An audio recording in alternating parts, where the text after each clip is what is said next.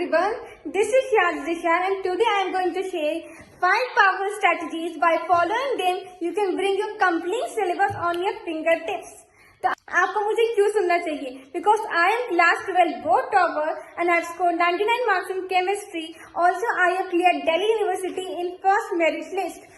मेरा main motive ये video बनाने का बस इतना सा है कि जो स्ट्रैटेजीज फॉलो करके मैंने ताजा स्कोर किया है, अपने सिलेबस को फिंगर टिप्स से हमेशा रखा है, उन्हें फॉलो करके आप अपनी प्रिपरेशन को बूस्ट कर सको, अपने रिविजन को इम्प्रूव कर सको। अगर आप मेरे चैनल पे न्यू है तो सब्सक्राइब कर दीजिए ताकि for all the latest videos, और एक पेन और पेपर ले लीजिए ताकि आप सारे पॉइंटर्स को नोट कर सको और उन्हें आज से ही इम्प्लीमेंट करना स्टार्ट कर दो। The number one method is revision by 10% rule. तो 10% रूल क्या कहता है? जब आप क्लास में या कोचिंग में कुछ भी पढ़ते हो तो 5 से 10 पेजेस के जो नोट्स बनते हैं उसको आपको एक पेज में रिवीजन करना होता है। जब मेन पॉइंटर्स होते हैं वो कीवर्ड्स को लिख के रिवाइज करना होता है। जब आप ऐसे रिवाइज करते हो सबसे पहले तो आपका फोकस बना रहता है और दूसरा आपको लर्न भी होते हैं चीजें। इसे आप फॉलो करके अपने रिविजन को बूस्ट कर सकते हो। Method is audio method. This is most powerful and this is Brahmastra. अगर आप वो स्टूडेंट हो जो रिवाइज तो करता है, जो पढ़ता तो है पर उसको याद नहीं रहता है या उसका कॉन्फिडेंस नहीं होता है एग्जाम के दिन पे, तो ये मेथड आपकी प्रिपरेशन को बूस्ट करने में बहुत हेल्प करेगा। जब भी आपका कोई भी चैप्टर कंप्लीट होता है तो आप क्या करते हो? आप एग्जाम के 1 महीने पहले या 2 महीने पहले रिवीजन करते हो, और जब ये करते हो तो आप एकदम ब्लैंक हो जाते हो क्योंकि आपको कुछ याद ही नहीं रहता। फिर आप इस मेथड में आपका अपने मोबाइल फोन में वॉइस रिकॉर्डर ऑन करके अपने उन 10 से 20 पेजेस के नोट्स को रिकॉर्ड कर लेना चाहिए। और जब रिकॉर्ड कर लेते हो और अपनी वॉइस में सुनते हो, चाहे सुबह उठ के सुनते हो, ये जो आपका टाइम वेस्ट होता है, जैसे ट्रैवल में आपके 2 घंटे कोचिंग में जा रहे तो उस टाइम को प्रोडक्टिवली आप यूज कर सकते हो और इससे आपकी रिवीजन आपके सिलेबस फिंगर टिप्स में आता है।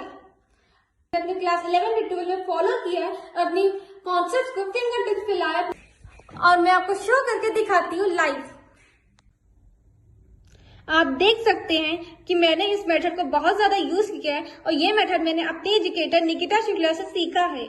उन्होंने मुझे ये बताया था, चाहे वो केमिस्ट्री हो चाहे वो बायोलॉजी हो, मैंने हर सब्जेक्ट में इसे यूज किया है। अपने सब्जेक्ट्स को, अपने चैप्टर्स को फिंगर टिप्स पे लाया है। चाहे वो हिंदी हो, चाहे वो कोई भी चैप्टर कुछ भी हो, मैंने उसे इम्प्लीमेंट किया है।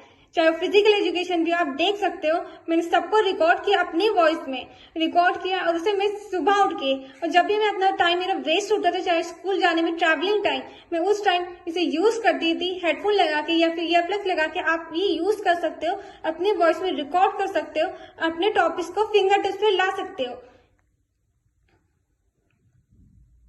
इससे आपका टाइम भी सेव होता है और अब आपको चीजें लर्न हो जाती है, क्योंकि हमारी जब वर्ड्स में लिख कर आप लर्न करते हो, आप अपने सिलेबस को फिंगर टिप्स पे ला सकते हो। क्योंकि आप जानते हैं ये फैक्ट है कि जो ब्रेन की जो मेमोराइजिंग एबिलिटी है वो सबसे हाईएस्ट लिसनिंग एबिलिटी। तो अगर आप अपनी वॉइस में रिकॉर्ड करते हो और इसे सुनते हो तो आप अपने चीजों को लर्न कर सकते हो in the most efficient and the fastest form.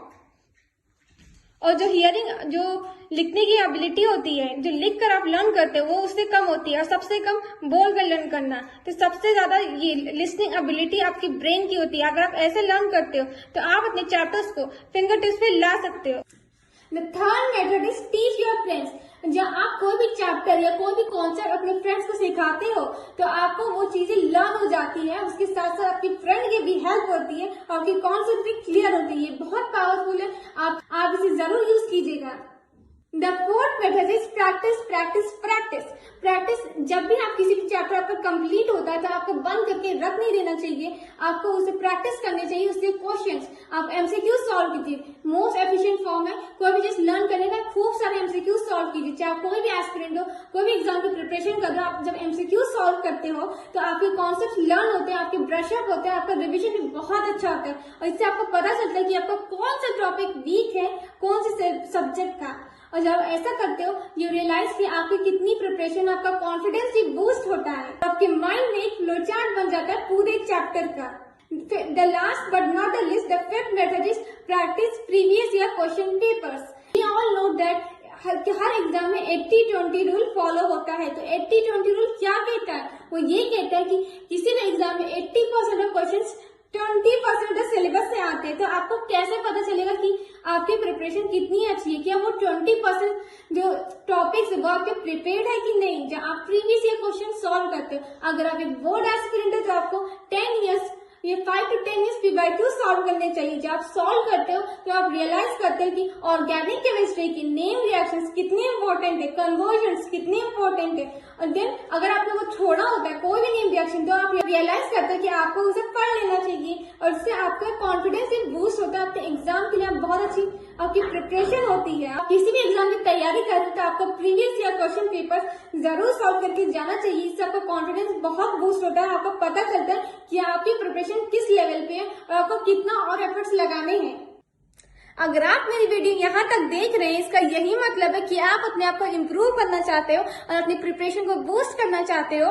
And I wish you all the very best from by heart कि आप अपने अपकमिंग एग्जाम से बहुत अच्छा स्कोर करो। मेरा ये वीडियो बनाने का और आपका सुनने का तभी फायदा होगा जब आप ये वीडियो बंद करके इन सारी स्ट्रेटेजीज को इम्प्लीमेंट करना स्टार्ट कर दें आज से ही, ताकि आप अपने most smartest and efficient form में बाहर आ सको। और do like the video and do share the video with your friends and your loved ones and subscribe to my channel for more videos like that। और comment section में बताइए कि आपको कौन सा टिप सबसे अच्छा लगा। And thank you for watching till here।